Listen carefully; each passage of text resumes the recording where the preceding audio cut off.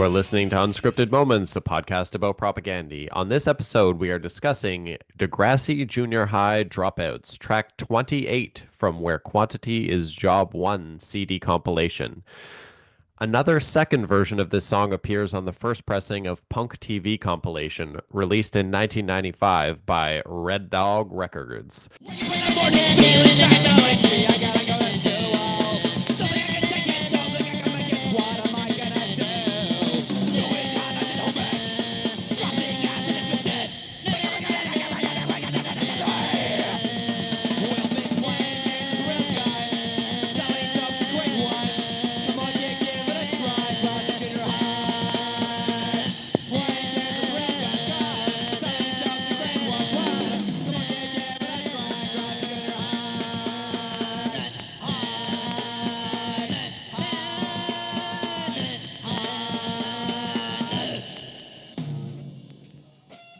The second pressing of this Punk TV comp doesn't come with the bonus 7-inch, which also features tracks by Less Than Jake and FYP. So, for any propaganda completists out there who want to find this, you have to get the first pressing and make sure you get the transparent red 7-inch that came with the first pressing. Have you ever seen that before? I'm about to see it right now, I bet, right? There Here it we is. go. So if you look at this, you can see that there's no grooves on this side. It's a single-sided 7-inch with 3 songs on one side. And this is the first pressing transparent red 7-inch that you just mentioned. And here is the full compilation album right here. Punk TV, a tasteful blend of your favorite TV theme songs ready in minutes. And if you happen to come across this anywhere in the world, listeners of this show, there's a white sticker that appears on the front cover of the LP jacket that says free bonus 7-inch inside with Less Than Jake propaganda and FYP. So if you're ever looking to track this thing down, make sure that you get the first pressing. And if you buy it online, make sure that you ask the seller if the bonus 7-inch is in there, because it very well may not be at this point. So if you're looking for that, you need to do it. Can you just quickly read the TV shows that are on that? I'm very curious. Oh, let's see what we got here. We've got I'm hoping for the Perfect Strangers theme because it's my favorite theme. okay, Josie and the Pussycats, Okay. Reading Rainbow. It's not the three small words from the movie Josie and the Pussycats, is it? I mean, this came out in 1995, Okay, and so it's pre-movie. Okay. all theme songs from Yeah. TV shows. Reading Rainbow, Yeah. Laverne and Shirley by Less That's Than Jake. yeah, That's a famous that's one. yeah. Zorro, The Mary Tyler Moore Show by Christie Front Drive. Great band. Ooh. Happy Days, The Monkees, Love American Style, Beverly Hills 90210 by Cap'n Jazz, which is pretty sweet. Another version of Laverne and Shirley, this time by Horace Pinker, Bosom Buddies or Bosom Buddies by Braid. I'm not really sure. I've never heard of that show. Silver Spoons, Fame, and Greatest American Hero. So no, there is not Man, of the song you were looking God. for. Perfect Strangers theme is such a great theme. Yeah. Anyways, So this is a kind of a bizarre one. I'm pretty sure that this song is also supposed to be track 3 on the Where Quality is Job 1 double 7-inch. But since I can't get my version of that album to play on my record player because I can't get the tone arm to stay on the record because the record is so stupidly produced, which we talked about ages ago in episode 44 with Todd Congealier from Recess Records. It's designed badly on purpose and therefore makes it almost unlistenable. And so I think that there's a version of Degrassi on that double 7-inch, but the version that I found on online, there's like a rip from the vinyl that appears online, and it's only a few seconds long. So there's like maybe 3 versions of this song because the version on the 95 Punk TV compilation and the version on Where Quantity is Job 1 are 2 different versions, recorded apparently several years apart. So there's a lot of Degrassi Junior High Dropout clips, versions floating around out there on various releases. It's very confusing. love it. Yeah, so anyway, we'll get into the song in just a little bit, and the guest and the cover. But Steve, what's going on? So I actually just got back from massage therapy session. Hmm. Like I'm fresh off the table and man, I am sore. Oh, wow. Holy Jesus, am I sore? Well, great. Hopefully that the soreness leads to some positive results. Yeah, but it was first time at the new place. Loved it. So we'll be returning. Fabulous. What else we got Um, going on? what else we have going on? We need to talk about the Buffalo Bills. Okay. What do you want to talk about with the Buffalo Bills? I want to talk about the Amari Cooper signing. Okay. Sounds good. I'm down Um, for it. I think I think it was a great move to counter the Jets Devontae Adams signing. Hmm. And we see that the honeymoon period for the Adams signing seems to not be going super great. You can always tell when things on the field go sideways by Aaron Rodgers' facial expression Yeah. directly into the camera. And when Devontae Adams dropped his first pass from Aaron Rodgers, and Rodgers had that same grimace expression of like doom in his eyes straight into the camera after that drop, I was like, oh, this is going great for them. I felt great when that happened. Yeah, and Amari Cooper dropped his first Buffalo Bills pass as well, but then he had his next catch was a touchdown. So his He, first actual reception as a Bill was a touchdown, which was pretty he sweet. four receptions, I think 70 something yards and a touchdown. That's a pretty solid first effort. Pretty solid. Yep. So I'm feeling pretty nice about it. And I was just reading a little bit of analysis about how this takes a little bit of pressure off Mac Hollins as well. So Mac Hollins is an excellent distraction. He's fast. He's a good blocker. And so I'm liking how a Cooper being on the field kind of takes a little bit of the pressure off the shoulders of Mac Hollins and allows him to kind of like be a kind of a distraction and kind of a lure. And it's really been pretty cool to see how Cooper's drawing a little bit of coverage away from some of the other guys as well. Like Shakir and Kincaid had Ex- great games too. Mac Hollins is quickly rising to be among my favorite Buffalo Bill. Yeah, the way he blocked going into that Oh, touchdown the other day in that game, that was awesome. that is just I'm just I was kind of nervous the way the game started, but obviously once they got rolling, once they're rolling, they're hard to beat. It's just Man, a the matter of first getting half, them there, ugh, the right? first half was so ugly. I actually had to step out and run to the grocery store for a few minutes during the first half, and I was so relieved to be away from the game for just 10 minutes because the store was right down the street. I was only Was gone for 10 minutes, and it just like defrayed all of my tension. was the grocery store like empty? Empty. I can't imagine anything has people at it during Bills games. Yeah, whenever I first moved here and I wasn't watching Bills games, I would go running or cycling during Bills games, and I would have the streets entirely to myself. I would just be out there on my bike, just running red lights and just like cruising around, and there would be no one out. And there's a very small contingent of people in Buffalo who take full advantage of Buffalo's ghost town feel whenever the Bills are playing. And a lot of some people who don't care about football at all really, really take advantage of that time really well. Bills games for me were always a great opportunity to cross the border and have like free reign to cross the border coming back at the end of the day because after a Bills game, they're just waving people through. Like Absolutely. Yeah, totally.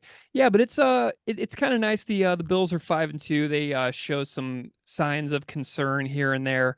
But whenever I'm feeling kind of down about it, I listen to like some there's a Buffalo Bills podcast I listen to called Locked On Bills, which really breaks down a lot of interesting stuff. And he has a lot of insightful things to say about why the Bills are bad during the first like quarter of games sometimes, and it's often because other teams are running their scripted plays, which are very surprising to the Bills in the moment because they plan specifically an amount of plays against the Bills' weakness so that they can start strong. And it usually takes the Bills a little bit of time to recalibrate, but then teams often become who they are because they run out of scripted plays and then they revert back to their standard plays. And that's kind of when the Bills thrive. So when you saw the Titans fall apart the other day, that is where their scripted plays ran out against the Bills and they stopped surprising the Bills in general. And then the Bills were able to come back and just completely crush them. yeah, it's great to watch. Even the Damar Hamlin, another interception too. He's at two for the year now. Yeah, it's pretty sweet. Things are definitely going interestingly, and I'm looking forward to. They have another away game against Seattle this week, so I'm looking forward to that one. And then we got a couple of really important home games with Miami and Kansas City coming up here in Buffalo, and I'll be going to those games, so I'm pretty excited. And you're coming to the Chiefs one with me. I'm so jazzed. Yeah, it's going to be a good time. I'm just trying to So, acquire this Dion Dawkins jersey, but they're sold out in my size. They're sold out in XLs. really? Online they are. I have to go to the store to buy it. I just have to try and drive all the way across. No, no, just I'll do it. Just send me the money and I'll go get you a jersey. I'll go to the mall this weekend and I will get you the jersey that you want. They're down the street for me. Just we'll figure it out. Okay, we'll chat offline after. Awesome. Well, Okay, so should we chat about this tune, this sure, Degrassi Junior High Dropouts? sure. Let's fire this off. Well, Steve, tell me about Degrassi as a television franchise as a Canadian, because this is something that I don't know anything about until recently. Some Americans know a ton about it, which I'll get into in a little bit, but I didn't know anything. So I'm about to make a lot of people upset right now. Go for it. So I grew up in Quebec, as everyone knows, and we did not watch Degrassi growing up. I have Interesting. never watched a full episode of the show in my entire life. Okay, well, that means I'm way ahead of you because I've seen 3 1/4 episodes of Yeah. Degrassi Junior High in full. All I know is that apparently Drake can walk now. Oh, well, that is the that That's that's a the is later. that a different? Yeah, see, I don't even Oh know. yeah. I'm Yeah. lost. Drake, the Canadian hip hop artist Drake, was in, and he's an actor in one of the Degrassi franchises. He was in Degrassi: The Next Generation, which aired from Oh, 2001 to 2015. So, do you want me to go over like the linear tree of the Degrassi franchise? just before that, I need to know what is the better show, Degrassi: The Next Generation or Star Trek: The Next Generation? Oh, that's a really great question. If you have any thoughts on that, listeners, feel free to let us know. But it's got to be Star Trek. It has to I be. mean, like, come on, it's obviously Star There's Trek. no question. It's got to be Star Trek. Patrick Stewart, come on. Yeah, there's no. Never mind. I take back my invitation for people to send us feedback on that because there's no question that it's going to be Star Trek. Yeah, like if your answer was Degrassi, just What get a out of what a here. stupid comment of me to make, to even suggest that there is even remotely the same. We're not even talking about the same like ball, like the same sport. We're talking about different galaxies here, Yeah, no, galactically apart, so to speak, if we're talking yeah, about Star Trek. yeah. Um, Okay, so so rifle them off for me. all right, so here we go. So this is what Degrassi is for those who don't know. It is a Canadian teen television drama centered in Toronto, or Toronto, And there's Toronto. there's actually a Degrassi Street in Toronto. There is, yes, and people pilgrimage to it who are fans of the show. You've probably been right by it. It's right next to the Opera House. Well, then I have. I've probably been on it. Who knows? Because I've gone on some long walks around there over by the Opera House Yeah, and the it's few off of shows Queen that I've Street. seen there. It's right off of Queen Street by the Opera House. Well, I've probably walked right past it then and didn't even know, gosh darn it. Well, okay, so uh the school is named Degrassi, and there is a Degrassi Street in Toronto, as you just said. And where is the Opera House? It's like on the east side, right? Queen Street East, just past Queen. Broadview. Okay, sweet. So this is what IMDb has to say about the Degrassi Junior High, which is what we're mostly going to focus on. Degrassi Junior High follows the exploits of Canadian youngsters in the late 1980s, the first soap opera for kids. Degrassi Junior High doesn't sugarcoat the problems facing Canadian or American youth. It focuses on such formerly taboo topics as alcoholism, interracial relationships, HIV and AIDS, drug abuse, and homosexuality. Most of the action takes place outside the classroom as the students interact in school hallways or lunchrooms or after school. So, um, the And that aired between 1987 and 1989. yeah, seriously, like this is a kind of a, it feels like on the surface kind of like a Brave television show. Um Absolutely. So there's several different Degrassi series. From 1979 to 1986, there was a series called The Kids of Degrassi Street.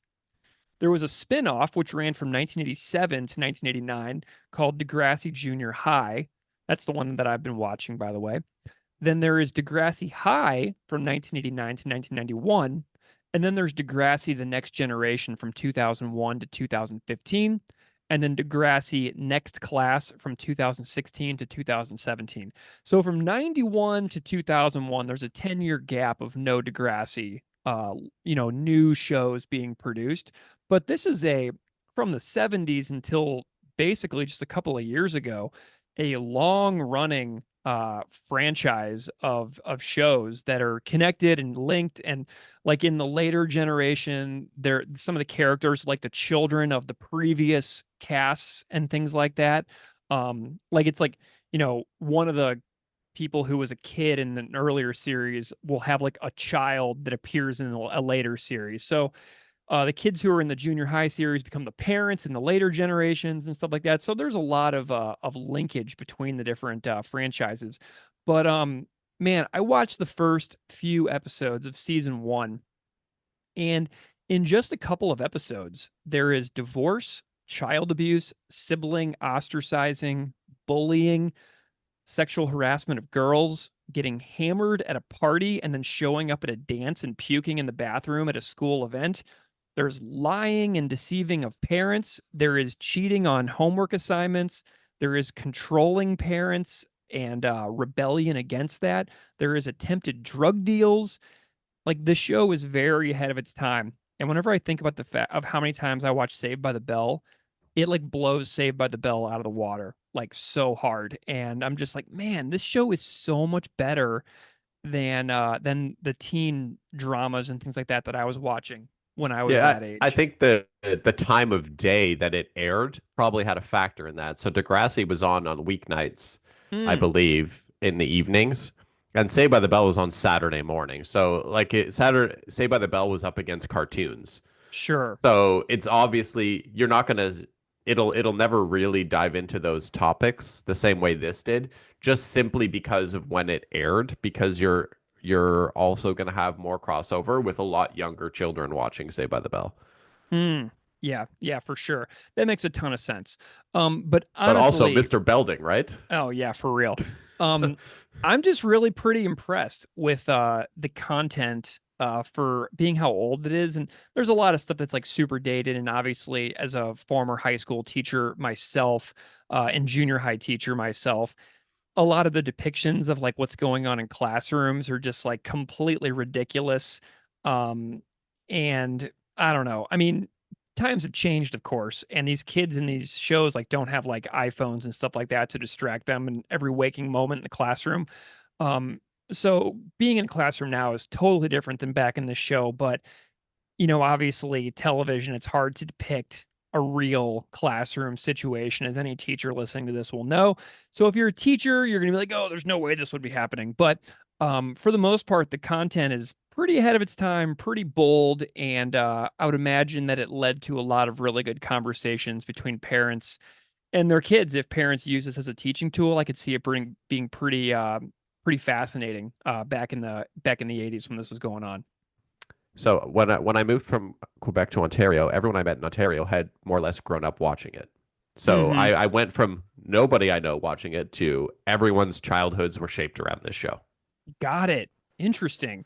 So you vividly remember like coming to understand that this was like an actually important cultural thing to the people that you were growing up around. 100%. But I didn't experience it until I moved to Ontario. Interesting. Well, I'd imagine that the locations for Degrassi being very local to people in Ontario would matter a whole heck of a lot. So I've got a list of filming locations and some information about the building and things like that that appears in the show. But some locations of Degrassi Jr.'s filming locations would be Centennial College at 951 Carlaw Avenue in Toronto is Degrassi High School. Vincent Massey Academy at 68 Daisy Avenue in Etobicoke, Ontario is Degrassi Jr. And Vincent Massey Junior School. formerly Daisy Avenue Public School, is 68 Daisy Avenue in the Long Branch area of Etobicoke, and it has I need to interrupt you. I love that yeah, you're pronouncing the K in Etobicoke. Etobicoke. Yeah. I Oh, love that you is pronounce the K. It's like oh people well, pronouncing the second T in Toronto. Toronto, Toronto. Yeah, Or and it's really funny living in Buffalo. I'm always like Toronto, Toronto, Toronto. I don't say the K, huh? I say no. Etobicoke, Yeah. Etobicoke. Silent K. All right. Well, never heard of a silent K. Well, actually, yeah, I have night. Okay. Okay. I see what we're doing here. And Etobicoke. and no. Oh, correct. Okay. Well, that's weird because I don't know if I've ever known of any silent Ks that appear at the end of words Well, besides it's just this. it's just like the second T in Toronto is silent as well. Toronto, Toronto, Toronto. I'm an expert at saying the word Toronto. Okay. So the school had kindergarten through grade 5, and it was owned by the Toronto District School Board and was sold to a DDSB. developer in 2017. So the school was sold apparently about 6 or 7 years ago. But it was built in 1929, and it had additions in 1955 and 1963. Um, and who was this? I found. Oh, it's named after the school is named after Vincent Massey, former Governor General of Canada. Have you ever heard that name before, Vincent Massey? I'm gonna guess that's who Massey Hall is named after as well. That's probably a really, really good observation. Yeah, I've never seen a concert there. Have you been there? I had tickets to see in 2017. I had tickets to see Paramore there, but to say 45 minutes before the show, my cat died and I didn't go to the show. Got it. Well, that sucks. I saw Massey Hall fairly recently. I went to the Death Cab for Cutie and Postal Service show at Scotiabank Arena several months ago. And the next morning, I had breakfast at a cafe across the street from Massey Hall. So I've seen the exterior of Massey Hall, Was but it the to date, diner? yeah, the diner right across the street from Massey Mel's Hall. Diner. Yeah, probably. I think that's Yeah. it. Yeah. Yeah. No. Oh, yeah, because we were talking about how when we were eating breakfast, oh, we were talking about how Mel was like Denny, the Denny's diner. He's like Denny's like Yeah. disgruntled younger brother who broke away from Denny's in order to form his own thing. And then Mel's became like this like underground sleeper hit of rebellion against the Denny's franchise. And it was totally ridiculous and made up, but There's two locations of Mel's in Toronto. well, Or there at you least there go. used to be. There's Yeah, two. they're expanding. They're coming for you, Denny's. Mel is coming for Denny. Okay, so anyway, that's all I got about Degrassi and the series and the buildings and things like that. But yeah, it's been an interesting experience learning about the cultural impact of this show. And there's more information on it to come with our guests later on. That's sweet. Yeah. So it's been a good time. Yeah. I mean, if I think people should definitely, I mean, if they're into the show and they're not from Toronto, definitely come and look at some of those places because I'm assuming the ones that have been the one in Etobicoke that was sold off. I can probably say it's probably condos now. Mm. Anything that gets sold off to a developer is just there's condos everywhere, right? Like Oh, and I should also say that if you want to watch it, the entire Degrassi Junior High series is available for streaming for free on YouTube. That's where I've been watching every single episode. There is, if you search Degrassi Junior High, a playlist of all 3 seasons will pop right up and you can just watch them in order. A playlist will pop up in your right side menu if you're watching it on your computer, and you can just watch the entire Degrassi Junior High series on YouTube. It's pretty sweet. beauty. Love it. Yeah. So Propagandy did a cover of the theme song of the show, and that's why we're here, if people haven't really figured that out yet. Do we have a cover of the cover? You are in luck. So when we do these episodes, I always do a little post on Instagram with a story that says, these are the covers that I'm looking for. Please let me know if you would like to do one, and we can get going. And shockingly, no one took me up on the invitation to do a I wonder why. Degrassi. I'm It's hard shocked, to honestly. it's very difficult to cover a song that is borderline unlistenable on all of the recordings. Yes. So, I took this challenge upon myself to record a cover of Degrassi Obviously. Junior High Dropouts. I did it. It's me. I am the musical guest on this episode. And so yeah, I I uh want I I did want it. you to tell me about the process of making the cover because when you sent it to me, Hmm. I, first of all, it's a great cover. Oh, thank you. Second of all, um, my first question is, where'd you get those drums? Dude, those are standard programmed drums on GarageBand. And I should pull the file up here so that I can look and see what we're working with. Let me go to my digital audio interface and I will look at the cover. And so the drum track is called SoCal Kyle. Love it. There is a drum beat where you can like fart around with the tempo of the song. And so I found a drum beat that I enjoyed and I messed around with the tempo until I could just do like a fast strumming acoustic guitar with kind of an upbeat little jaunty ditty. And yeah, I made the drum beat exactly as long as I needed it to be. And that's where the drums come from. Dare I say, and this again might me get me into a lot of trouble here, but dare I say that your version of the cover is far more listenable than any of the propaganda versions of the song. You dare you can dare to say that, and I don't mean to have a big head about it, but I feel pretty darn good about this effort. I am a terrible guitar player, terrible, and I already have forgotten how to play the song because I was just reading it off of the screen as I was doing it, and like I retained none of it. I know there's a C chord in there, a lot of C, There usually and is a C a in little every bit of song. a little bit of G and some other stuff. Maybe But I some have D as well. no, there's no D. There's no No D. D. Oh, there's a B in there. Oh, There's a a B. B. Look at you. You played a Yeah. B.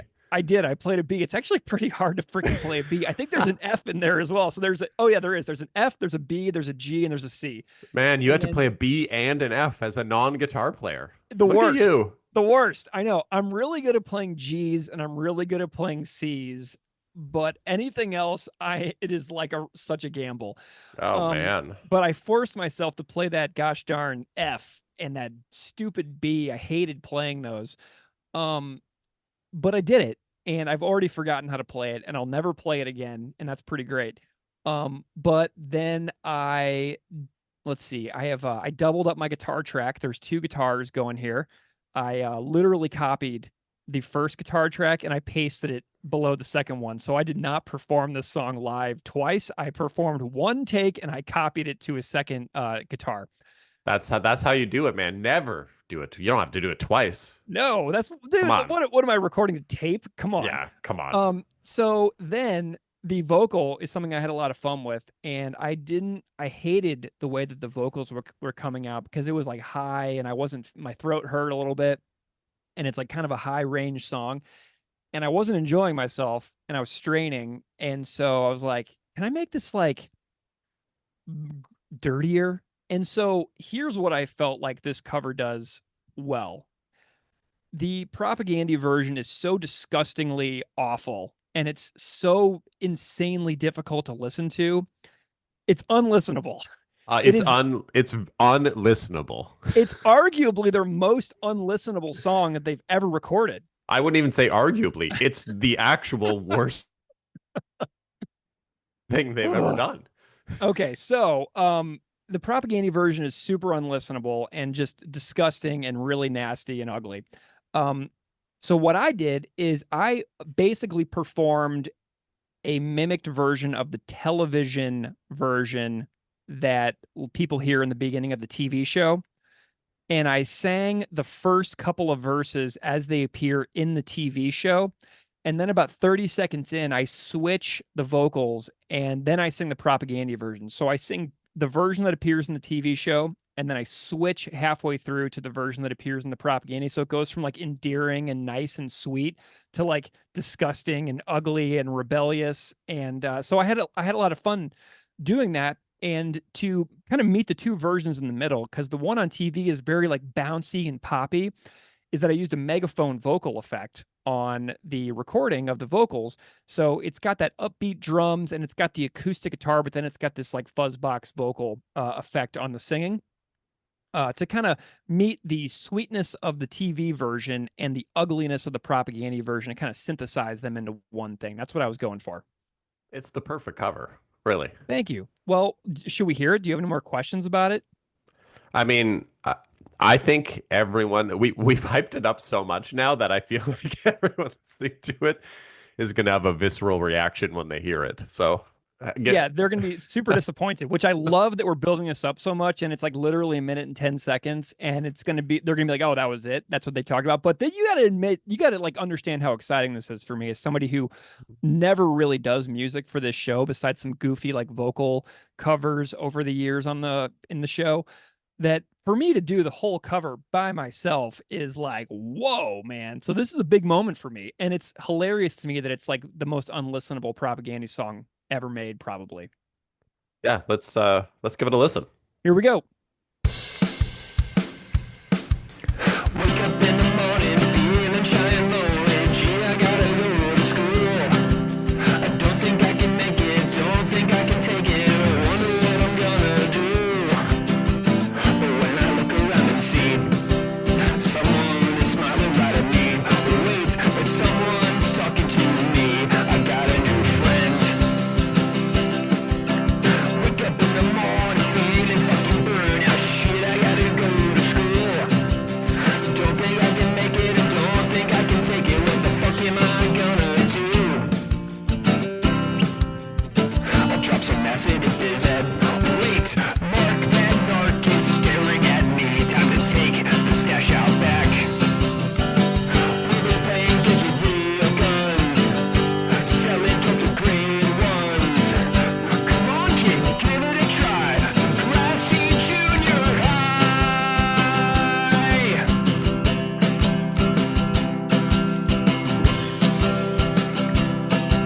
Degrassi Junior High. All right. So that was the cover by me, and I had fun with it. So Awesome cover. Awesome. rock and roll. We have a guest too. Should we talk a little bit about the guest? Let's do it. Mike Park. Mike Park. I'm sure people out there have heard that name before. Mike Park is the world's biggest Degrassi fan. Even He more is- than Kevin Smith. Dude, Mike Park is up there. Let me tell you a little bit about Mike Park. Mike Park is the host of the I'm in Love with a Girl Named Spike podcast, which has over 300 episodes of Degrassi episode by episode deep dives. Mike Park does with Degrassi what we do here about propaganda songs. And Mike Park is he's got two co-hosts, Hannah Eagle and Rick Johnson. Rick plays in the band Mustard Plug, which is kind of fun. But they have done over 300 episodes of Degrassi discussion. And I got Mike on the phone for a little bit to talk about Degrassi.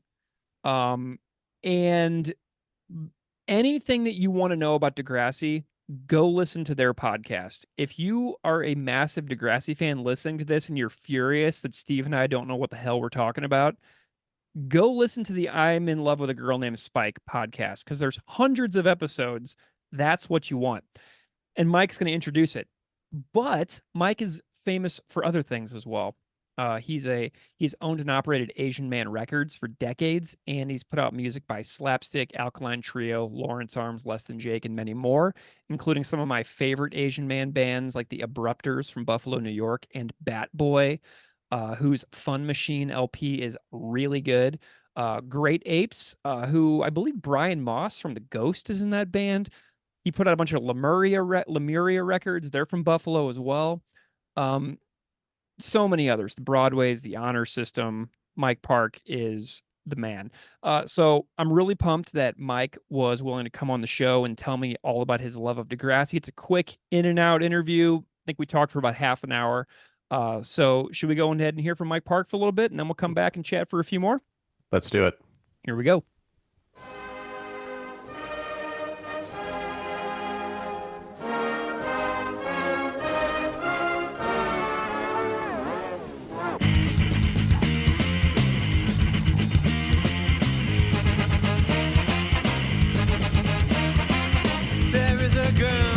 Spike from Degrassi High. She had a baby when she was real young. Her best friend is a skinny chick. She knows an Asian boy named Nick. Caitlin, she is very chic, but I'm still in love with a girl named Spike. A girl named Spike. And I'm still in love with a girl named Spike. And I'm still in love with a girl named Spike. Mike Park, welcome to Unscripted Moments, a podcast about propaganda. Thank you for having me. Mike, I'm delighted that you're here. Thank you for taking some time to hang out with me and chat on my project. So you're here because you are not only a person in the music world, but you are renowned for being one of the world's biggest Degrassi fans ever. Am I making this up, or am I onto something here? I think you're correct. Okay, cool. Well, tell me a little bit about your origin of being a fan of Degrassi in general. So PBS would play Degrassi, and I loved it from the first time I watched it. I'm trying to remember how old I was. Probably, Yeah. I think it's pretty close to the same age. I think I was a little bit older, so probably maybe like my freshman year in high school, I started seeing the junior high episodes. It's just fun. Like bad acting, Canadian accents. It's Yes. great. Everything. They had a band, a bad band, the Zit Remedy, everything you want in a show. They had it. Yeah. Well, okay. What series are we talking about here? Did you watch The Kids of Degrassi Street? Are we talking about the junior high, the high school Junior high. series? Junior high. Okay. I've seen some Kids of Degrassi. I mean, I'm not a big fan of the Kids of Degrassi, to be honest, but from junior high on, I'm all in. So was junior high, was that like age appropriate for you? Like, were you kind of at the same level of what was going on in the show? Yeah, I was probably a couple years older, Okay, sweet. like a freshman in high school when the junior high episodes started airing. Nice. So I was watching some of the intros and stuff like that for the show, and I noticed that Drake appears in the intro for one of the stars of the show, which I didn't even really know about. Like, tell me about like this like story and this cast that kind of hooked you for the junior high series. Well, Drake is from the next generation, so he comes 10 years after the end of Degrassi High. So the original Degrassi, the attraction was the punk kids. There were a lot of punks. Spike being my favorite, wearing any shirt from the Smiths to the Damned to what else would she wear? Billy Idol. It's funny because like in later years, that's when you would see her wearing like Sick of It All shirts and H2O shirts. But in that early junior high, I think it was a lot of like that, maybe like that the British new wave, like the Church or the well, obviously the Smiths. I'm trying to remember the shirts. The Church, they weren't from the UK, were they? I don't know. I'm not sure. But anywho, Yeah. yeah. Her best friend had a Chelsea little skinhead girl, and there were other punks that had less prominent roles. Nice. Yeah, it's like it's just a way to connect. You know, I was watching a little bit of One Tree Hill reruns recently, and I heard like hot water music and all kinds of stuff like that in the show, and tons of cool posters that appear in that TV show. And it's really kind of amazing the way that TV can speak to a certain generation of kids, and depending on what their interests are. You know what I mean? It's like you got to wonder like who the writers are behind the scenes, because they all bring their own stuff and interests into the show, and that's really cool whenever you can see yourself reflected on what's going on the screen. Sure. I know like Kevin Smith is a huge fan too, and in a lot of his movies there are Degrassi references, and then he actually directed and starred in a few episodes of Jay and Silent Bob Do Degrassi. So there's a good cult following there. Nice. Tell me a little bit about the overview of the generations of the show. Like, because I know there's been several different like iterations. Tell me a little bit about what you know about the different series over the years. Sure. So the original junior high goes Spike. I mean, they just do teen issues, whether it be drugs, bulimia, teen pregnancy.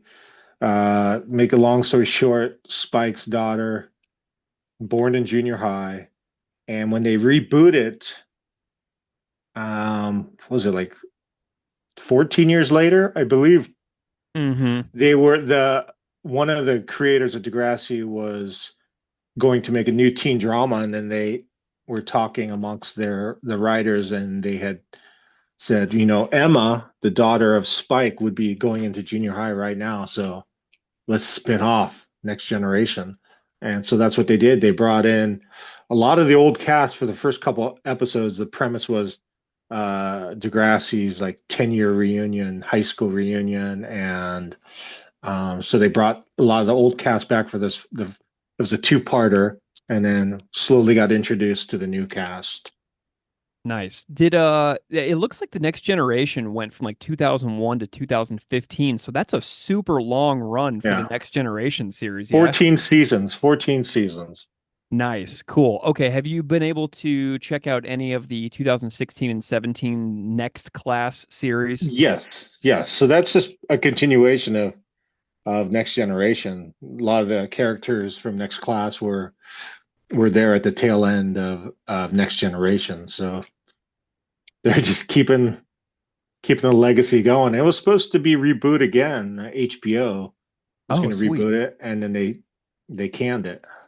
So there was an announcement there's going to be a new Degrassi a couple years ago, and then it got cut, and everyone is sad. Got it. Well, okay, so Skank and Pickle, your old band, song I'm in Love with a Girl Named Spike was my introduction to the series. And if you go on YouTube and you look at the comments underneath any YouTube version of I'm in Love with a Girl Named Spike by Skank and Pickle, you'll see endless comments like I watched the entire series because of this song.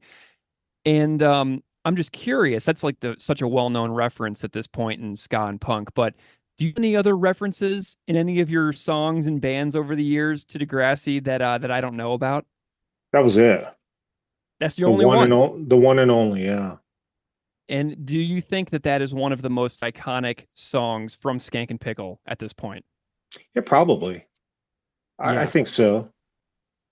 Yeah, it's a pretty because I knew about that song in the 90s whenever because I grew up in St. Louis, so I was a huge MU330 fan. And so I found out about you guys because of like my fandom of MU330.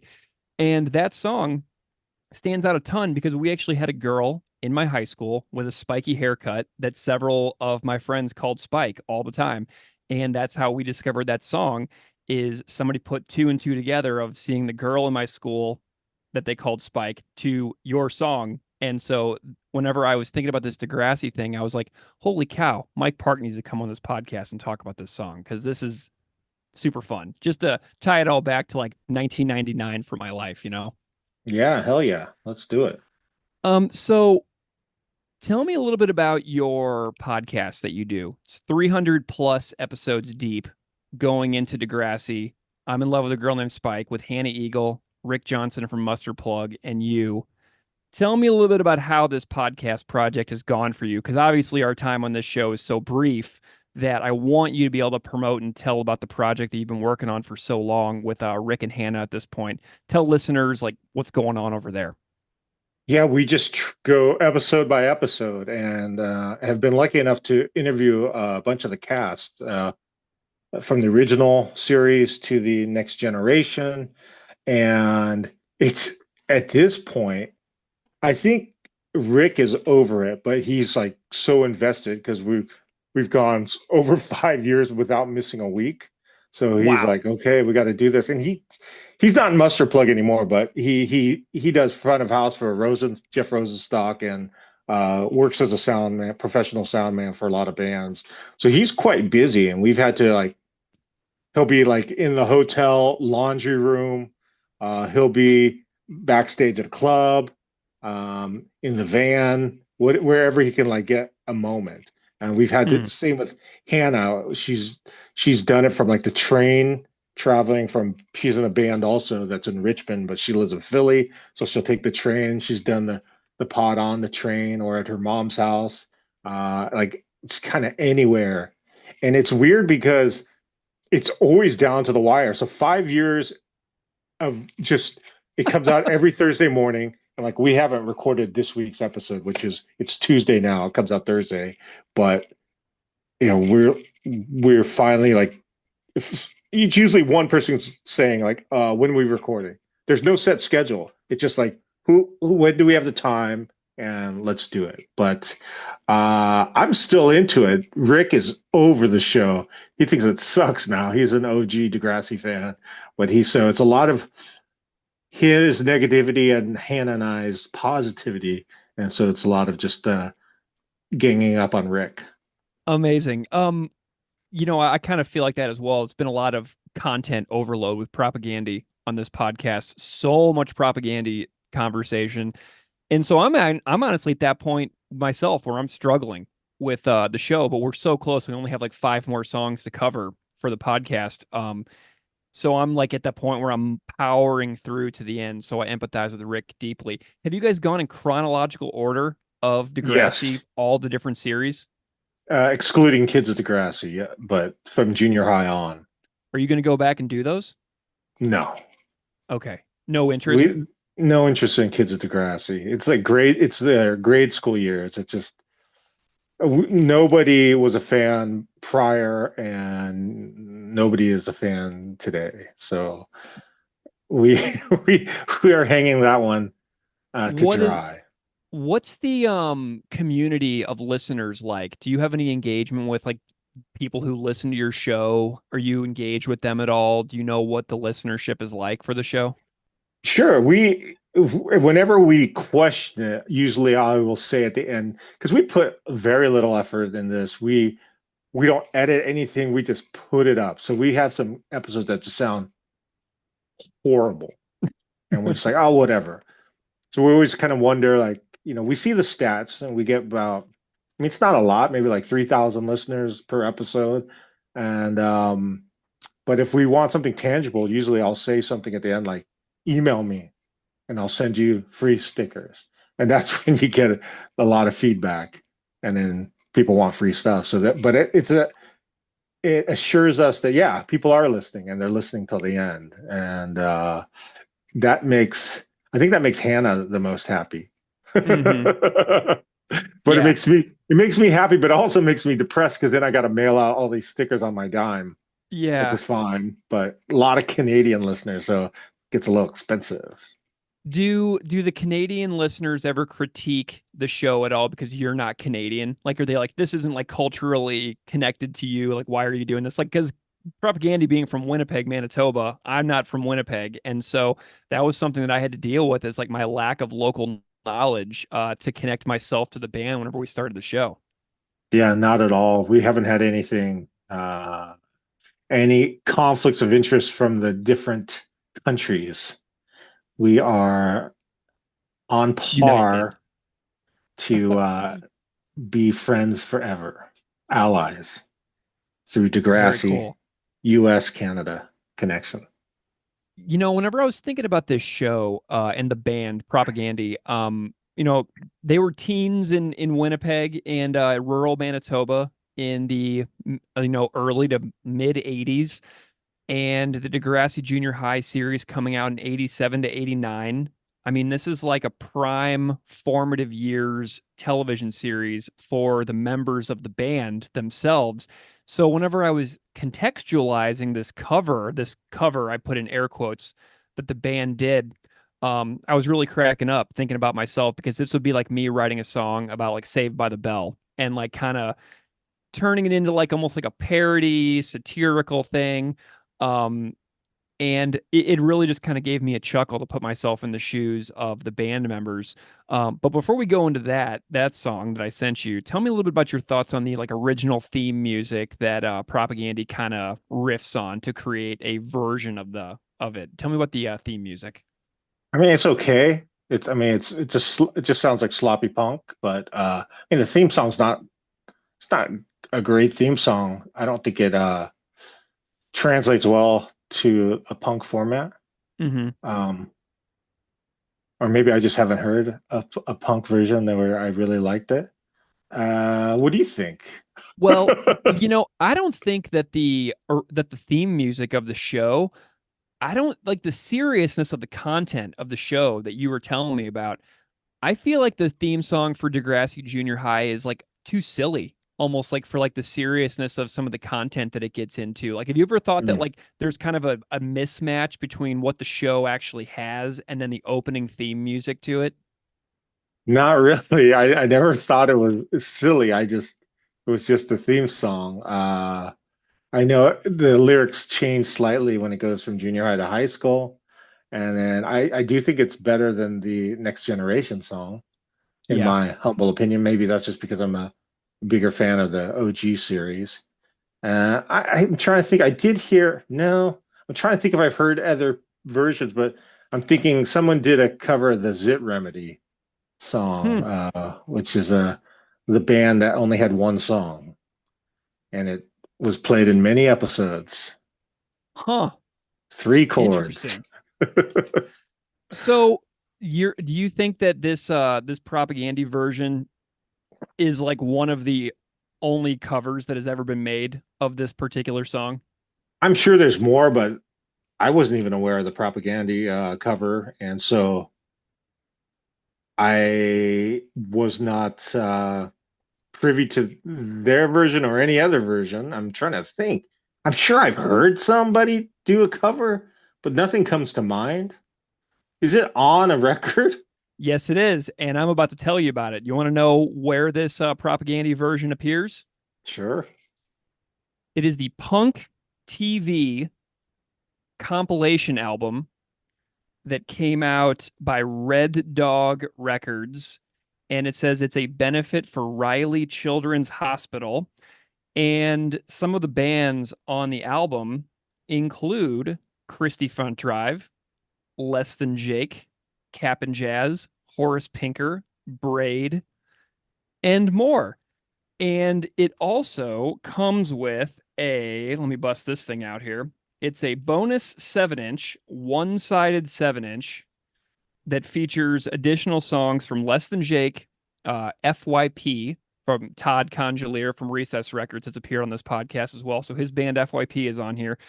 And then Propaganda is all on this single-sided 7-inch. And the FYP version was mixed or transferred to vinyl incorrectly. So you actually have to change the speed of the record to listen to the FYP song on the 7-inch properly. But this is where the Degrassi Propaganda cover appears, is on Punk TV, which I tracked down on Discogs a couple years back. So do you remember this compilation at all? A little bit. The cover looks familiar, but I definitely wasn't listening to it. I'm guessing like Les and Jake is probably like Laverne and Shirley. Sure is. Nailed it. Um, what did FYP do? I can't remember what let me see if there's an information liner note for.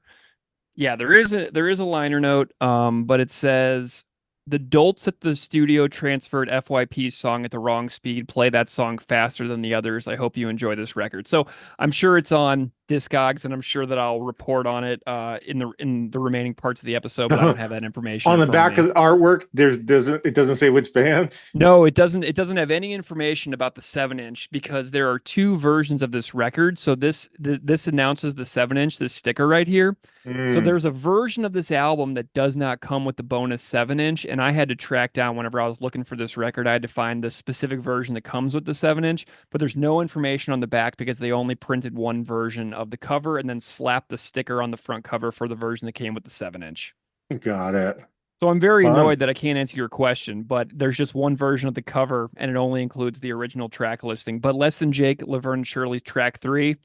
And yeah, Cap and Jazz does Beverly Hills 90210. Christie Front Drive does Mary Tyler Moore. It's a pretty cool random compilation of covers. Okay. Yeah. Did you get to listen to the propaganda version that I sent over to you, including the modified lyrics by the band. It was a YouTube video. I thought I only received one video from you. Yeah, yeah. I sent you the YouTube video with the Yeah. song, and then I sent you Uh-huh. the lyrics via email. I don't recall getting the. Oh, okay. Yeah, yeah. I'm looking at it.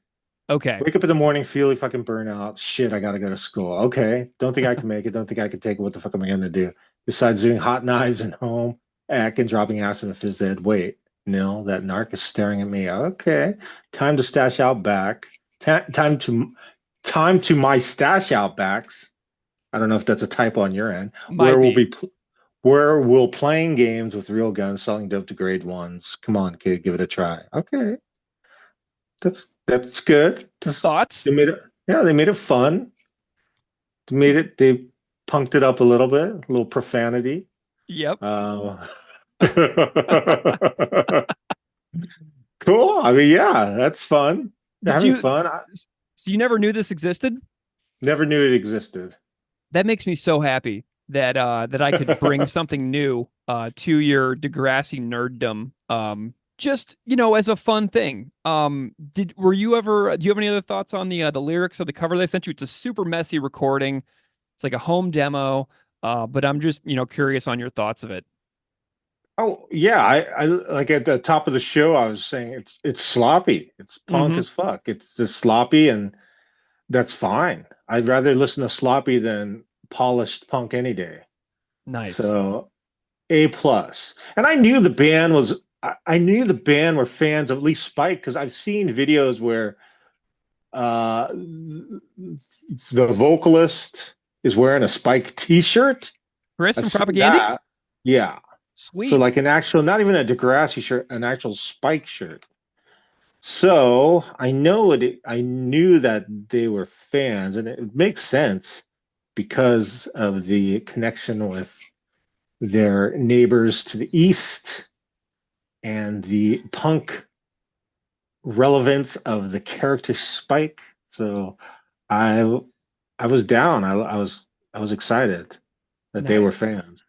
Were you did you ever listen to Propaganda at all in your life in music? I mean, I'm just not. I mean, I just know like a few songs. I was never a big fan. I'll be honest with you. That's fine. It just sounded like I'm not a big fan of that Fat Wreck sound. So I know they get put well musically.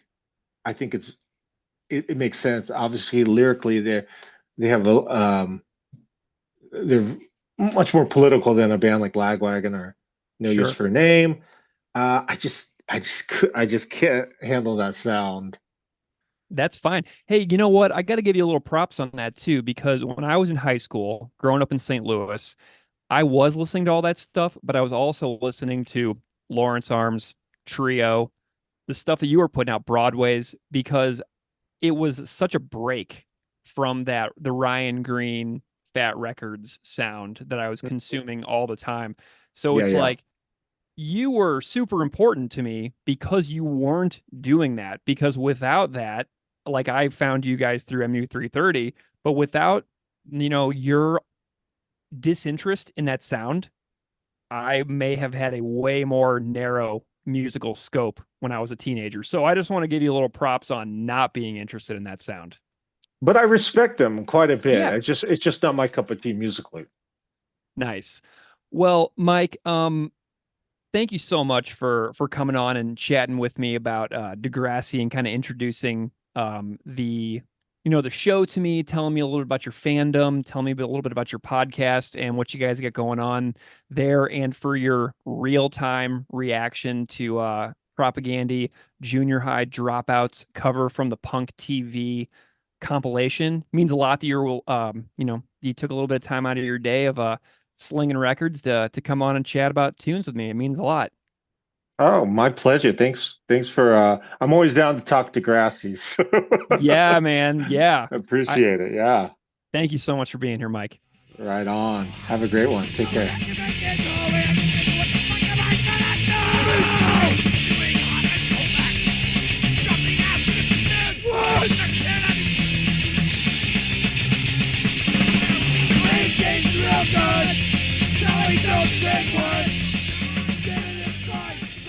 Oh All right. Thank you so much to Mike Park from the I'm in Love with a Girl Named Spike podcast, Skank and Pickle, and Asian Man Records, and the B. Lee Band, and many more. I want I Yeah. want to say that was maybe one of my favorite interviews because to my knowledge, that's the first, and because this isn't a video podcast, but to my knowledge, that's the first shirtless interview that's ever taken place on this show. Yeah. Mike came on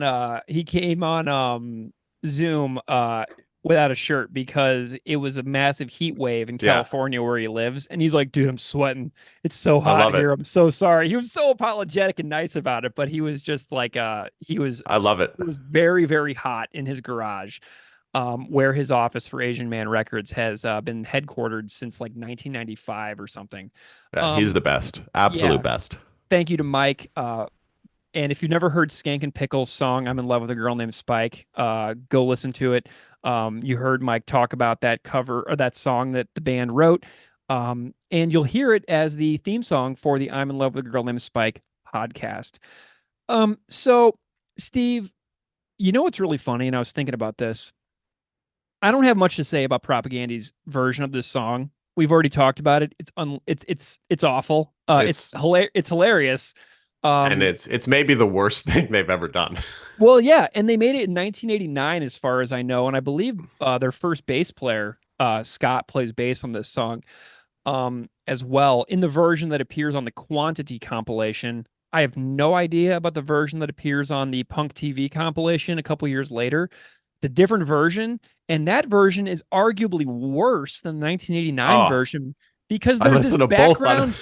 I was Oh, like, what am God. I even listening to? This hurts my ears. Yes, and there's this like background sound going na na na na na na na na na na na, and they're just like singing nonsense under the vocals, and it's just completely terrible. So Chris and Jord have offended me, my ears and my brain, with these covers. But here's what's funny: the lyrics to Propagandy's version fit the actual TV show more appropriately than the version that is on the theme song of the actual TV show. Wake up in the morning feeling burnt out. I got to go to school. Don't think I can make it. Don't think I can take it. What am I going to do? Besides doing hot knives in home ec, whatever that means, or dropping acid in phys ed, Nils the narc is staring at me. Time to take my stash out back. Playing games with real guns, selling dope to grade ones. Come on, kid, give it a try. Degrassi Junior High. So the last line about the guns and the selling drugs to like first graders obviously is not really in the show, but like the show is very serious. And if you listen to the theme song, it's like, and it's really bouncy and like happy sounding. But the show is very serious. And I'm like, wow, the Propagandy version actually kind of fits a little bit more thematically appropriately with the actual content of the show. So I got to hand it to them. Like the song is ridiculous. And their version of it is ridiculous. But the lyrics, kind of fits a little bit. Imagine the show had the Propagandy version of the song with the 7-inch recording of it as the theme song of the show that aired on TV. Do you think people would have actually watched the show if that was the theme song? No. And you know what? I did try to get more information about these covers from Chris. And if he emails me back before I edit this, I may put a little addendum in the episode with his answer. But I asked him, I was like, what's the deal with the first version? What's the deal with the quantity or quality version? And what's the deal with the compilation version? I have some questions that aren't answered quite yet about the song, but it is what it is. Yeah, I mean, like we said, unlistenable. Yeah. Do you have any other comments or thoughts on this song? Honestly, like we could talk about how unlistenable this is for hours, but we're just going in circles here. Like I'm gonna rate this song Yes. a 0 out of 5. I'm going to give it a 0.5 out of 5. This is the lowest rating I've ever given. Yeah, me and you too. got to remember that like you record this in like 1989. That's cool. You know what I mean? It's like your high school band, like you're just Oh, chilling with your homies, you're learning how to record stuff in your own basement, you're goofing around, you're making these oh, like la, la, la, la, la, you're doing these sorry. indecipherable vocals. I'm going to change my rating. I'm going to up it to a 1 out of Okay. 5 simply because they had they had the guts to just release it and not care what anyone thought. And Yeah. that, you know, like, I have a whole bunch of cassettes that I recorded in like literally the worst recording quality from my bands when I was 16. Yeah. Those aren't seeing the light of day to anyone. But Yeah. they did it. Good for them. Yeah, and I'm sure they regret it. I'm sure they regret like they don't even have where quantity is job one on streaming services. You know what I mean? They're like, we don't want this to be the first impression that anybody has of our band, so we are withholding this album from streaming services entirely. And I'm like, man, like they could be making a little bit of easy money if they would just stream that album, these albums, the quality compilation, the quantity compilation. If they would just put those on streaming, like that's like easy money. You know They what I could mean? make Like they could make upwards of 3 cents. they could make $10 a year if they would just stream these albums. $10 a year. Um, What, they could have 40 million listeners for I mean, $10 a year. that would be 1 gallon of gas for each member of the band per year for their cars, if they have cars. I don't even know if they do. I think some of them don't. But anyway, what a fun goofy episode. I'm so glad I got to talk to Mike Park. I'm so glad I got to make the cover for this episode, and I'm so glad that we got to hang out. I would definitely encourage people to go check out some episodes of Degrassi Junior High. And remember that it was made in 1989 and like 1987, 1988. Like it's pretty cool. And yeah, I regret that I didn't find out about it until I was 40 years old, but it is what it is. You know what I'm saying? Hey, it's a better late than never situation. All right. Well, Steve, thank you so much for hanging out with me and chatting about Degrassi Junior High dropouts and rocking out with me on this Tuesday evening. Been a pleasure, my friend. And if anybody wants to reach out, propagandipod@gmail.com, or you can find us on Instagram at propagandipod. Thanks, Steve. See you next time. Go Bills.